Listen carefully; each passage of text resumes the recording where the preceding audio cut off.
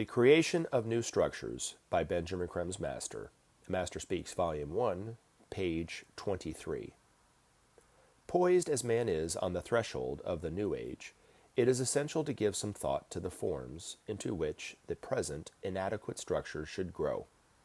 To ensure that the changes proceed in the desired direction of greater social justice and eventual brotherhood, we would do well to look closely at the means whereby these conditions may be achieved. It is obvious that the present structures no longer serve man's needs for peace and cooperation on a national or international level. The opposite holds true.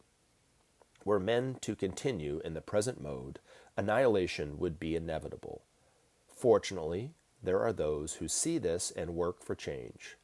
Structures are required which, at the same time, give the greatest freedom and tolerance to individual needs, yet deny to the individual the right to exploit his brothers, while preserving the enterprising spirit of the talented individual.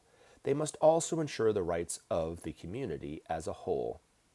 Structures must be sought which take advantage of man's natural desire to participate in all that affects his life. This will make for greater social cohesion and sense of shared responsibility. The present political party systems are clearly inadequate to provide for this participation and must give way to other forms of representation. This holds true for the democratic West as for the communistic East. Envision a process whereby more and more each man or woman becomes engaged in the making of decisions on the level of community affairs, calling on the untapped potential of millions. A transformation of social life can quickly take place in an orderly and responsible manner. Participation is the keynote, for only through such participation can each one identify with and work wholeheartedly for the communal goal. In this way, social and group responsibility will be inculcated. The present unhealthy, antisocial attitudes, born of fragmented and unjust society, will fade away like mist before the heat of the sun.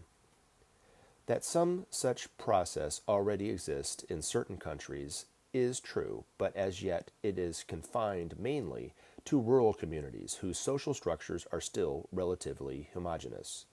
The task ahead will be to create conditions on a worldwide scale whereby all men will have a voice in creating the future society. Only thus will the present divisions be resolved. This is not as difficult as it might seem, for the key rests in man's hands.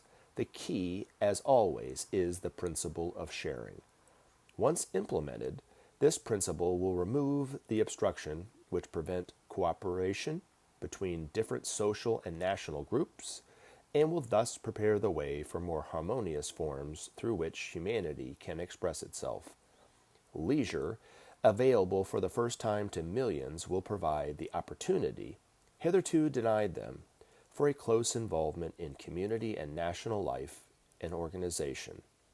When men have the leisure to participate, they will find within themselves the answers to their problems which now beset them. The problems of sectarian hatred and division, of injustice and poverty, crime and war. Not all men will welcome at first the changes which must take place, but in growing numbers they will come to see the wisdom of justice and shared responsibility, the only guarantee of harmony and peace, communal, national, and international. Many now are active in their communities, seeking to impress their vision on society, and much of worth is taking place. But humanity awaits the key which will unlock the door of the future and assure them of new and fuller life, the divine principle of sharing.